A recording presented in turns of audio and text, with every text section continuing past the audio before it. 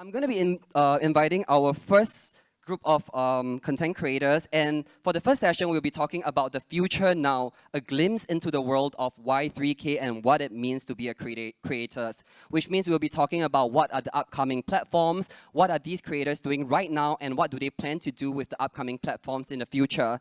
So, all the way from USA, Miki Rai, who is a content creator on TikTok and Instagram. Miki, please. Hi, And up next, we have local influencer Rebecca Tan. And local radio personality Sonia Chu. And local content creator Jeynelle Ng. Hi, ladies. Hello. Hi. How's everyone doing? Very good. You guys had your lunch today? Yeah. Sonia, what am I doing here? You should be sitting here. No, it's good to see you doing this actually. I'm so excited. That I you're being know. interviewed by you I'm today. excited to be interviewing you too. When I first came into this industry, Sonia was my first radio interview ever on Night 7. So it's quite a full circle today. It really is. And welcome to Singapore, Miki. Thank you so much. We just flew in last night on a 16-hour flight, but we're here in one piece. How's the jet lag? I had a lot of coffee. Yeah. Yeah. Okay, and I know that your husband, fiance, boyfriend is here, Dr. Yes, Kevin. he is. I don't know where he is, but I think... Oh, there he is. There he is. Feel free to bombard him later. Yeah, so let's kickstart this event right now. I have so many questions for you guys, but for the first one, there are so many platforms on the social media sphere today. What are the platforms you're on? How about we start with you? Sure. So for me, we have about 4 million subscribers and followers, and our biggest platform is TikTok. So that is about 2.5 million. And then we have another million on YouTube and Instagram. So for YouTube, are you doing like long form content or short form content? Yeah, I started out doing long form content back in 2018, 2019 or so, and more so recently, we've been doing daily uploads of short form content. Daily upload. Yep. How do you find the time to do so many like productions? I am a content batcher, so what I do is I put makeup on once, I put on one cute outfit, and then I film 10, 12 videos, and then I post them throughout the week. Wow. Do you have a team doing that for you, or is just a one-man team or two-man team actually? He's my biggest supporter, but we do have 3 editors, a manager, a lawyer. We have quite a bit of people on our team, but I'm the head of content, I would say. So I think you're the CEO, CFO, COO, and creative director. Yeah, exactly. Okay, thanks for sharing that. What about Rebecca? So I'm on Instagram, TikTok, YouTube a little bit last time, and Xiaohongshu. Yeah. Okay, so Instagram, TikTok, YouTube a little bit. And YouTube a little bit, and Xiaohongshu. Tell us about Xiaohongshu. I think Xiaohongshu is not something that's commonly used in Singapore and maybe not too familiar to the Western world. What is Xiaohongshu? Xiaohongshu is like Little Red Book. So I think it's a platform from China. And I think they predominantly showcase like people who do like a lot of shopping. So it's a lot of like tutorials, people doing like very honest reviews. Okay. Yeah, and there's a lot of cute cat videos, Cute which cat is like why videos. I'm also on Xiaohongshu. Okay. When did you get started on Xiaohongshu? I started, I think, like 3 months ago. 3 months But ago? I think like to navigate a platform is like entirely different because everything is in Mandarin. That's one. So like even the brand names are in Mandarin. Right. So- From my own understanding of Xiaohongshu, it is a more Chinese-centric platform that is highly used by Singaporeans, Malaysians, Taiwanese, and Chinese from China. And it really came into like my attention over COVID and grew really, really big in Malaysia and Taiwan. So let's touch on that a little later. You started your career as a YouTuber or straight away like just content creation on Instagram and TikTok? I think I started on Instagram maybe like 6 years ago. Right. So I was doing mainly travel content. I think that was before like travel content was like a thing. Right. Yeah, so I was making like travel videos and yeah, I emptied my bank account to travel for 1 year. Wow. I think I was very grateful that like news outlets picked up like my account for the videos. So that's how it kind of like took off from there. So you were doing videos way before like Instagram Reel or TikTok was a thing. Okay, that's pretty advanced thinking for you. That's That was good. so It's good. risky If you think about it, like at that point of time, it was like. So are you still doing that on TikTok? Oh, sorry, YouTube? I think I'm trying to get back onto YouTube, but Yeah. now I do most of my videos on Instagram and TikTok. Yeah. I see. And for YouTube, you're looking at long form, short form? Both. Like 1 minute usually. 1 minute. It's like a good in between. Okay. I will still consider that about long Long form, form? no? Yeah. yeah. Okay, dear Sonia, Yes. Please share with us. Why are you so nervous? You're supposed to be so like comfortable in I'm this setting. comfortable. Yeah. You're Good. Ask comfortable. away. Ask away. Okay, so what platforms are you on right now? Okay, so actually, for those of you who know me, I'm predominantly a radio presenter, TV presenter, and I do digital presenting as well. Right. I actually fell into social media by accident. I think it's kind of like a result of being in my job and position. Then I kind of got pressured to like get into it. And I was like, okay, what the heck? I'm just gonna try and Right, see where it right. goes, right? I would say Instagram definitely is where I started. YouTube came shortly after that with, like what Rebecca said, travel content as well, which I've done many seasons of. Right. Travel content, we worked with a lot of clients. So it became a form of monetization as well for not just my agency, but myself.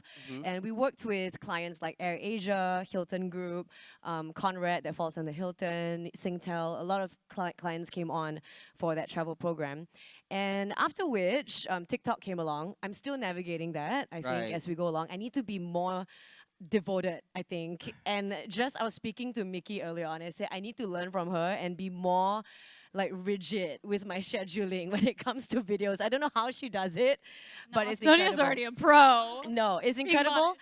I need to set aside more time to be more consistent. Yeah. Batch content, that's what she said, right? Yeah, I never Batch knew that was a term actually. Just one set of makeup and film everything. That is so smart. That is so smart. And of course, YouTube now, podcasting is so big. Yeah. So I'm very much focusing on podcasting as well and have been doing one called Men Explain for about almost 2 years. Yeah. So you're on Instagram, TikTok, podcast, YouTube. Yeah. Our podcast sits on YouTube that goes on Spotify, Apple Music, and so on. Yeah. Right. For your Instagram, what kind of content do you have up there? So for now, I mean, I mainly focus on lifestyle. So it's a lot of like travel, beauty, fashion content as well coming up. But I don't want to forget the audience that has followed me from day one. Yeah. Of course, you know, people who follow me on my journey as a presenter, and I also want to continue to be as relatable as possible. I think that's really important for our audience here today. Yeah. In terms of your followers and your demographic, right? Would you say that more the people that are following you are because of your work or of your fashion style?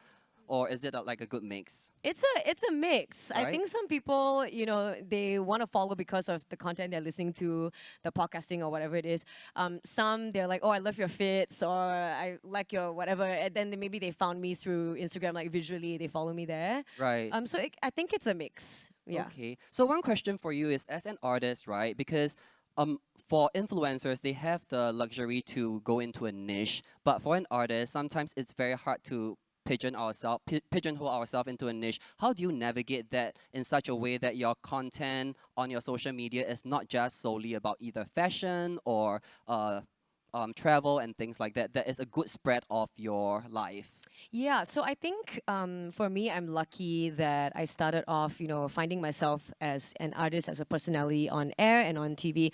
I think, you know, one thing that we always get, like one piece of advice we always get when we go into the industry is, oh, be yourself. And I'm like, be myself. How do I be myself? Like It's when the the most camera is difficult on me, thing. do you guys feel the same way? Yeah. Like when the camera's on you, like how do I be myself? Like suddenly I feel like all rigid and nervous, right? So I think that is key. Like knowing what your personality is, knowing what your character is. I think always dig deep and people can actually feel how genuine you are Right. through your content. I think that is the most important thing, which is what I discovered over the years of creating content. So Yeah. anchor yourself to your core and allow Exactly. yourself to experiment on different areas of Yeah. content. Yeah, and some may be hits, some may be misses. Doesn't matter. You gotta explore and find out. Yeah. Very good feedback. Thank you. Jeynelle, hi. Hello. Welcome to our Creators Workshop. What platform are you on currently? Hello everyone, by the way. Alright, so I'm mainly on TikTok and Instagram. Yeah, this is the two platforms that I go back and forth with. Yes. Okay, so between your Instagram and TikTok, are there like differences in the content that you put out on both platforms, or are they the same in terms of like the videos? Oh yeah, I think TikTok is more of like short form content about what I feel. I feel like TikTok is like a more messy feed for me, so I love to just post whatever I feel. Like this morning, what I just did was, because I cut my bangs, right? So my Right. bangs is this short right now, and I unclipped my hair and I showed my bangs, and then I filmed it. I was like, and then I just posted it up. So for TikTok, it's just like what I feel in the moment, and like a lot of like vlogs and stuff like that also. So I started out TikTok as like a fitness platform, Okay. because it was a really in thing in 2020 about how people were doing like fitness journeys. And I was Right. like, maybe I'll start on mine also. So that's how like I guess I gain traction from there. But now I branch into more of like everything. Like I want people to know me for me, but not just like, oh, she's the fitness girl, that kind of thing. So you mentioned that like for TikTok, it's a little more casual, as in like for Instagram, you have to be more curated. So would you say that TikTok is kind of like Instagram stories Uh or no? ish, but not ish, but like it's more pretty. It's Like more pretty. yeah, I make it like I try to make it as aesthetic as possible. But for Instagram, you know, what I do realize is that I've been posting like this like fitness series of mine that I really love. It's not Right. just fitness per se, like how to lose weight and stuff like that, but it's more of how I feel on the inside. So I call it my personal diary. So I don't share like PT POV kind of stuff, like personal trainer POV, like how to lose weight and stuff, but it's how I feel as a person who is a fitness enthusiast and struggles with an eating disorder but wants to work out to achieve her goals. Not saying like in terms of like I want to physically look attractive, but how I feel on the inside as well. So it's like all my mental thoughts pending inside, and I realized that the series has been doing quite well, so that's what I've been doing. So every Friday I would put down my iPad, take some photos, go on Procreate, sketch the whole thing like a diary series, and I just push it out. I try to do it every Friday. Yeah. Okay, so like, do you mean like you shoot every Friday or you push out content every Friday? I try to push out my personal diary content every Friday, but throughout the Right. whole week, it's like I will really dig deep in how I feel, and I'll just pen Right. it down, and then I will just collate it and push it out on Friday. So as a content creator, how do you manage like your schedule in terms of like posting schedule and also like content creation schedule? Is it like kind of, you know, you just wing it, like every day you see something that you want to shoot, you just shoot, or you actually plan out for the next 1 week or 1 month?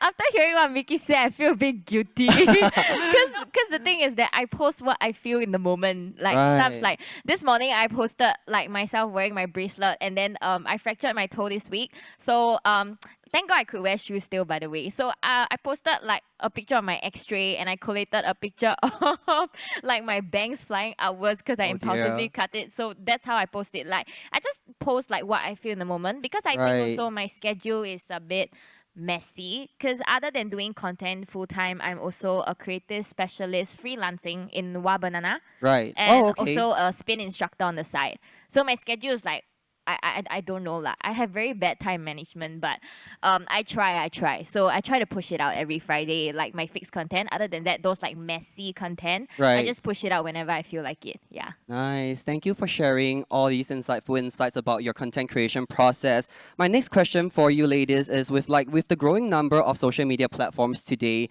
do you sometimes feel like it's too overwhelming, and when like a new one comes up, do you feel stressed out, or are you like game for trying on that new platform? We can start from, how about we start from the other end this time? Okay. So wait. Let me. Can you repeat your question one more time? Okay, do you want to skip you for now? Yeah. I think Sonia. Sonia, do you want to? I was gonna say, Vicky, you can go first. The natural host Would is you like coming to go up. first? Sure, I can go first. I think it definitely is a matter of priority and figuring out which platforms you should get on and which ones you shouldn't. I think as a creator, if you're initially starting out, you really want to focus your efforts on 2 to 3 platforms. And right now, TikTok is the one that's going to give you the most reach, right? You're going to get the most views and the most eyeballs looking at you. Instagram is better for building community because you have Instagram stories. It's a little bit more interactive. You have elements like polls. And then YouTube is really for building a long-term relationship with somebody, because the same relationship from a 15-second video is going to be very different than somebody who wants to watch a whole 10-minute video with That you, is right? true. So figuring out what is most important to you and what you're most skilled at, I think is really important. I remember when TikTok first came out in 2020 and everyone was like, this is so stupid. This is a dancing app. You don't need to get on it. But I saw the potential that it had, and that's why I jumped on it. But in the same way, I've also made the decision not to jump on things like Be Real, for example. I still don't have an account. Okay. Or, for example, Clubhouse. That was really big. I don't know if you guys know about Clubhouse. Yeah, we Yeah. do have it here in Singapore too. Yeah, it had a really big peak, I think maybe a year or so ago, and I just don't really enjoy something where I can't put a face to a name, so I decided not to participate in that. So your introduction to social media started before TikTok, so it's Yes. on Instagram. Yes. Yes. And you were doing photos more or videos more? Yes, at the time it was all photos. So this was back in 2016, 2017. So I did Right. a lot of photo shoots, you know, pictures in Wow. scrubs in front of the hospital. And I was educating people about, you know, how to get into nursing school and, you know, what the classes you need to take are, how to administer a blood transfusion. It was a lot of really technical things. Right. Okay, Rebecca, what's your experience with this? I think I would say I'm not super good with changes, but Okay. I'm rather curious, which is why I started Xiaohongshu also. But I think what got me into TikTok was because my Gen Z sister was like pushing me. She's like, dude, you should totally do this. And I'm like, okay, I'm just gonna try. But I think like you have to put yourself out there and not get disappointed. Yeah, I feel like that's like the thing about trying a new platform per se. Like I didn't get on BeReal or Clubhouse either. Then I tried Bondi for a day. And I was like, I'm like not sure. So I think you need to find something that you genuinely enjoy and like. So I feel like to be a good creator on the platform, you need to be a consumer of the platform. Like if the platform engages with you, then you're like, oh, okay, I quite like this, I'm interested in doing this, then you can find like the, I don't know, like passion per se to like create content for like the platform. I see. What's your experience on Bondi that got you going, you're not too sure? I think because like I had very little friends who were on Bondi. Right. Yeah, so I was like, okay, then there's no like point per se. Yeah. Right. Yeah, and I think it's so hard for me to have to update Bondi with like you know your outfits and everything. I Change think clothes. yeah, I think it's quite a high commitment for me. So I was like, I can't really manage Instagram stories already. I can't take on like something else to Right. commit to. Yeah. Okay. Bondi is actually a new kind of metaverse social media platform that kind of came up 2 months ago. And when it actually first surfaced itself, a lot of people jumped on it. And it was really fun, you know. The animation was really cute and you get to do whatever you want with the hair, outfit, and, you know, things like that. But eventually it kind of fizzled out. And I think I am still curious about this because I feel like metaverse is really coming in. But I feel like maybe the team at Bondi is trying to figure out what they can incorporate more into the whole social media platform to make it more interactive and, you know, more sharing based instead of just changing clothes. Because there's only so many clothes you can change, right? I mean, Okay. I will say, I don't disagree. On the flip side, I actually really enjoyed Bondi for a while because I was like, oh, so many outfits. Right. I can change my hair, I can do whatever I want. I can have a dog and a cat. I can have a cat lying on my face, like whatever. So many things you can do. But I think it lasted for a hot minute and then everyone kind of just fizzled off it. I wonder Yeah. what their next move is because there's a lot of potential there. Yeah. But yeah, back to your question, I think, you know, definitely do the content for yourself. At the end of the day, if you're trying to serve too many people and serve everyone out there, you're not going to discover what you're really strong at. So Right. just reinforcing what the ladies said about, you know, being pressured to join all these new platforms. I was on Clubhouse too, and I did like weekly rooms with some other people, guests, partners. I just wanted to explore. Right. It was really fun, but the commitment was so high because I'm already talking so much for a living, like in the daytime. I go home and I talk again. I'm like, I just want to keep quiet, you know? Just want to scroll So, and watch yeah. videos. And go down a rabbit hole on TikTok and Instagram. But so yeah, I think at the end of the day, do the things that you feel passionate for and that really mean a lot to you. Create content that you enjoy, that you love, and then the rest will come naturally. Yeah. I see. Okay. And Jeynelle, Hello. hello. Are you ready now? Okay, yeah, just now I was processing, I was like, Okay, so now back to the question, like, I'm glad to try new platforms always. And I think trying things will always open your eyes bigger to many more experiences and how you can incorporate what you learn and what you experience into what you already have. So I think it's good to try, but also for me, I was on BeReal for a while. And then like every time in the office, like when the BeReal notification comes out, everybody like, BeReal time! And then after that, like it just died down. But I feel like Instagram and TikTok has always been my staple app. Like my first username for Instagram was sweatyolo888. Yeah. So why Buff Baby 88? Because 88 means like what? Like prosperous. And then Buff Baby, it was my favorite song during quarantine. Sorry, I know it's not related to the question, but I want to put it out there for everyone. Because everyone keeps like saying, oh, she's not even buff. Why is she called Buff Baby? Like it's a song. It was my favorite song in quarantine. Okay, so just to clarify that. But other than that, I think it's great how apps like TikTok and Instagram both have something called algorithm, which is really important for you to meet new people. And what Miki said was really good, like building a community. And that's how people know you from like explore pages, for you pages and stuff like that. Yes. And so because these two apps are so like widely known worldwide, it's so good to generate community and so good to make new friends and find your target audience just from there. Yeah. Okay, so I have a question for you. Like, you have been trying out different things, right? You say you're more adventurous this way. Like, is there a platform that you have tried and didn't work out for you? There was this app. Oh my god, I forgot the name. But it was this app very similar to Lemonade.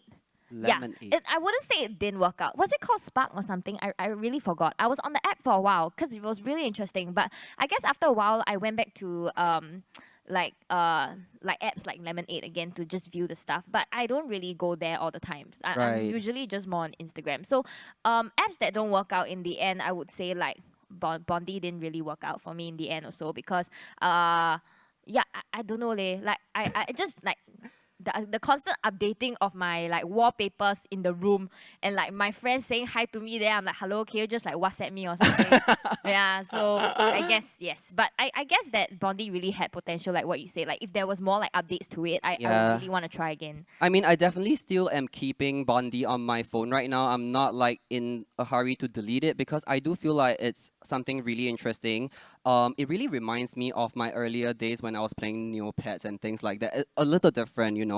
And talking about earlier days, may I ask what is each of your first social media platform? Do you remember? Like what was it? Facebook? Was it something before that? What is your first social media? Oh, platform? Facebook. My mom created it for me and I was so happy. I was sitting beside Facebook. her. Then she was like, so what do you want your password to be? Oh my gosh, you're so young. And then and then she after that monitored my Facebook. Okay. Sonia, what's your first social media platform? So before Facebook became such a big thing in Singapore, there was Friendster. Yeah. Yeah, you guys feel me, right? Wait, who's from Friendster So I was era? on Friendster for like in a hot minute, right? It was really fast. I actually met my first boyfriend through there. Oh. So he hit me up on Friendster. I didn't actually even see it. And then I ran into him in the canteen at school. Right. And he was like, I dropped you a DM, not a DM, what do you call it back then? Sorry. A testimonia? Okay, like a message on. Oh my god, my age. Right. So then I was like, oh, okay, cool. And then we hit it off and then we got together. Oh. And then we broke up. Haha, end of story. End of story. This was like, I was so young back then. I was like a teenager. Like I just joined poly. I think I was like just out of secondary school, like 17. Did it last long? Like your time on, not your relationship, but your Oh, my time time on on Friendster? Obviously, the relationship did not last long. I couldn't care less about the No, relationship. to be honest, I think back then I was very, very sociable in school as well. Right. So Twitter was also becoming such a big thing, and I I was see. more on Twitter than I was on Friendster. I didn't really like catch on with that. So it kind of died a natural death, and then shortly after, like really quickly after, Facebook just came up. Yeah. So I was like, oh wow, like things move so quickly, as you know, in this industry, right? And if you don't adapt, you might start to fall behind in a way. But like Right. I said again, you know, everyone is built for different things, Mm-hmm. and you know, don't put that kind of pressure on yourself. And if you are also in this space listening to us right now, I assume that you're interested in this space, you know, be it now or in the future, or you're in it already. I think it's just a good learning point. Yeah. Okay, thank you for sharing. Rebecca. Becca. I think it's Facebook. Facebook? I honestly can't remember. Yeah. Okay, Twitter, there was a Twitter phase as well. Then you like Okay. start tweet your friends and then like you just tweet about like random stuff in school. Right. Did Twitter come before Facebook or Facebook first? I think Does anyone Facebook remember? First? I don't know, Facebook? actually. I think it's Facebook. I never got on Twitter, like, so I don't know when did Twitter come in, but I know Twitter is so big in the US. I think it's like it takes time to trickle down to our side of the world. So it usually starts in the US and then we kind Right. of adapt from there. Right. So for you, it would be Facebook. I would think Facebook, yeah. Okay. What about Miki? I would say this is actually not a social media platform, but it's the first time I learned how to like interact with people on the internet, and it was AIM. I don't know if anyone has ever used. Oh, that I before heard in of Singapore. that. There's also an email. It's also an email Yes, platform, right? yes. So Okay. it's basically like Google Chat, but Right. back in the day, and you have this little status update where you can put little emojis at the time. Right. Yeah, just tell people what you're up to, like, oh, I'm doing homework or I'm eating lunch. At the time, I had to shut the account down because back in the day, we used to, instead of having emojis, you spelled them out with a keyboard. So it was like Right. XD or like the colon and the smiley face. So I really liked XD. And then my username was Mickey Mouse. And then it said XD after, which spelled out a bad word. You can do the math in your head now. I can. We can think about it later. Okay. But it spelled out a bad word, so that's why I had to shut it down. And that was the end of my short social media. You can see that career there. all of us are trying to figure out what the bad word I is. need to type it out. Hold on. The last two of mouse and then the first of XD. Yeah. Oh. But I didn't know. I was like, 10 years old, so I didn't realize. Oh dear. Okay, I'm glad you got But I off know that now. platform. Okay, but if we're talking about chatting platform, who is familiar with IRC? Yeah, I see. I'm from the era of IRC. Sonia, you know IRC? You know No. MSN? Yes, of course I know MSN. Okay. So I am a little older than you. So IRC is a little bit like AIM. So it's like it's a chat room that you go in, and sometimes you can form like group chat with strangers. So it's so dangerous. I don't know why it's a thing, but it was a thing, and a lot of people ended up like get hit by like seniors or things like that, and they got together and things like that. But I'm sure there were like traumatic cases also that were not openly publicized, but that was, to me, my first experience of social media platform. All right, so I'm gonna come in with individual questions for you guys. The first one goes to Miki. How has social media affected your nursing career or Kevin's doctor's career, like in any way, good or bad, so far? Ooh, I guess social media for me has always just been a way for me to share my personal journey. Right. And I think what I realized was that I was not alone in the things that I was feeling. If you work in healthcare, the first year that you graduate is usually the worst year of your life. It's very overwhelming. You are often crying. Right. And it's because the learning curve is so high and people's lives are in your hands, and it's a huge responsibility to hold day in and day out. And being able to share that on social media and hear that I wasn't the only one going through that really reinforced that maybe healthcare was still a right choice, because I think you have doubts, right, when you don't feel good about it. And having community really helps me to continue be successful as a nurse. And then as I continued on in my career and I changed specialties and shared that with other people, I think that's also encouraged other people to feel passionate about it too. So that's something that I look very fondly upon. In terms of bad things, social media, I'm trying to look at Kevin's face and see I know. if he's telling me anything. It's like I guess we are always on our best behavior at the hospital because there are a lot of eyes and ears looking at us. Not that we're never not on our best behavior, but even more so, I think we're on high alert. do patients actually recognize you and like, come up for like a photo or anything inappropriate? Less so patients, but more coworkers. So the Oh. nurses, it's so funny. Sometimes Kevin will be at work and nurses will DM and be like, hey, I saw your boyfriend. He did this. So Oh my I've got God. 100 eyes watching him at work at all times. Okay, that's interesting. Thank you for sharing that with us. Rebecca, how have you used, because you have a business, right? FE Active, am I right? So it's a sports leisure wear. Yep. And how have you used your social media as a platform to launch this brand, and how has it been doing since then? I think we started about a year and a half ago. So we started when it was still like COVID-ish period. Right. So we wanted to host an event, but we couldn't do that. So what we did was we spent 3 days and we hand delivered 100 parcels to like all our media friends. Like we drove all around Singapore to like all of their houses and to send them the parcel. Wow. So I think like by doing that, I think we also built like a connection with them. Right. Yeah, so like when we first launched, I think all of their stories and their posts really helped to push the brand off. Yeah, which was quite amazing. I think a lot of people posted for us, which I was super grateful for. Yeah. Okay. So I think it, how do I say this? I think it really helps. Yeah. So your community of content creator friends helped you launch the brand when you delivered and gifted them with all those first drops, and through that, because it's COVID period, a lot of people just log on to like purchase it. How are you using social media to push the brand today now that COVID has opened up? Do you plan to go into like a physical retail, or do you want to keep it online and keep it as like a social media online business? Okay, I think going physical would be like the goal. I think for a lot of brands as well. But I think the thing that I find most interesting and fascinating is that we are able to convert online relationships to like real life relationships. Right. So like we try to do activations for our media friends, and then we would do it also for our customers. So usually be like a 3-day thing, like first day for media and then the next 2 days for like public. Right. And I think it's so cute when we see like people make friends, like our customers make friends with each other and then they hang out after that. I think like to build that community is one of the things that like FE feels strongly for. Yeah, to build a community of girls that like want to work out together, get sweaty together, yeah. Do you plan to expand into a male market? Yes, actually we have a unisex line. We have like Okay. lounge wear for men. I'll so send but you. we're going bigger into that this year. So we have like t-shirts coming up and stuff like that. So it's exciting. Nice. Yeah. Everyone who's a content creator, you can give your address to Becca, and she's gonna send you a pack for for posting. All right, thank you, Becca. Right now, Sonia.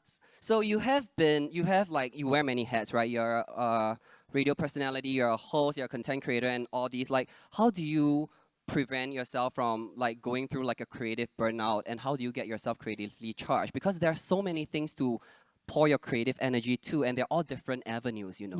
Yeah, I do agree. I mean, I think I'll keep this short because Okay. we have to wrap up soon. For sure. But yeah, you're absolutely right when you say that, because when I started out, it was purely just doing my day job, right? You know, in terms of that content creation. Wearing so many hats can be very draining sometimes. And I think for my loved ones around me, they've seen me go through times where I really wanted to quit the industry. And Okay. I felt like I couldn't do it anymore. I was so exhausted all the time. And you know, it's competitive, it's challenging, it's difficult. It takes a toll on your mental health, and it really takes a certain type of grit and determination to pull yourself out of that and Right. be like, you know what, I love the job enough to continue. But if you don't, then maybe it's a better idea not to be in the industry anymore. Right, I right. think for a lot of content creators, I'm not sure if you guys would agree with me as well. Like sometimes the comment section could get to you, you know? Many things could get to you. The keyboard warriors, whatever it is. If you mess up, you get, you know, almost cancelled online. There's always that fear there, like, oh my gosh, one day I'm gonna get cancelled, and then what am I gonna do after that? Right. So I think finding something like a skill or something you can really anchor yourself on, and really hone those skills. For me, I think I'm very grateful for my TV and radio background, because in terms of public speaking and presenting, I know I can always count on that. And that has translated into being able to present for digital content, podcast, YouTube, so on and so forth, right? So I know Right. that I can fall back on that. In terms of burnouts, to answer your question, I think always take mental health days. I think that's very important. For me, I decide at night, I'm not going to scroll through TikTok and Instagram till I fall asleep anymore. I think that was very damaging for me. Couldn't fall asleep. I had sleep issues. It was bad. So I think making a conscious effort to be more present Right. with your loved ones, your friends, and being in that moment will make you a happier person, and you can avoid burnout altogether. Oh, Yeah. that's very good, like information for upcoming content creators to take note. Like burnout is a real thing in this industry, so pace yourself, find what you love to do, and then anchor yourself there. And last but not the least, Jeynelle. So, what do you wish to achieve, like from your content creation platform? And is there like a goal that you have in mind in what you want to do with it in the future? Actually, I do. So, because you know, I started off my platform with like fitness content niche and sharing a lot about my eating disorder, which has been getting a lot better now. Thankful for my friends and everyone supporting me and sharing with me their experiences. Yesterday there was this girl that came up to me at the YSL event. She was like, "Oh my god, because of you, like I'm healing so well from my eating disorder. Thank you so much." And I feel like it's so touching because like I'm able to connect with real people, like lives every day, and we're all like healing together. So to answer your question, goals in mind, yes, I really do want to start a fitness studio in the future. That is mental related. So like I gather in like experts, like fitness coaches and stuff like that to, you know, do like fitness boot camps for girls with like struggling with eating disorders. Okay. And so that it comes in a way where it's not like, oh, let's all get like summer bodies together, but let's all work on our fitness together and at the same time be happy and mentally well together. Wow. So that's a goal that I want to aim long term. Maybe because now in my spin studio, maybe I can work something out with my boss in the future. But yeah, that's a goal like long term. But for now, definitely want to focus on building my content and connecting with a lot more people. Yeah. Wow, that's a very noble cause, and I'm sure I'm speaking for everyone that we wish you like well in this endeavor, and I hope that you can help as many people as you can in Thank this you. like journey of yours. And with that, we're going to be ending our first session. Thank you, everyone. Everyone, Miki, Becca, Sonia, and Jeynelle. Thank you. Thank you.